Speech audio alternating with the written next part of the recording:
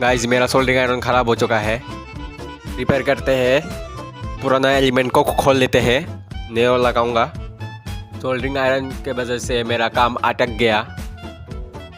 दुकान से ख़रीद कर लेकर आया हूँ न्यू एलिमेंट 35 वाट का, तो इसको लगा दूंगा। दोनों वायर को अच्छी तरीके से छील लेते हैं, उसके बाद कनेक्शन करते हैं। कनेक्शन कर लिया, ग्लू भी लगा दिया, अभी स्क्रू को लगा दूंगा। वीडियो अच्छा लगे तो लाइक सब्सक्राइब शेयर कर देना। ये देखो।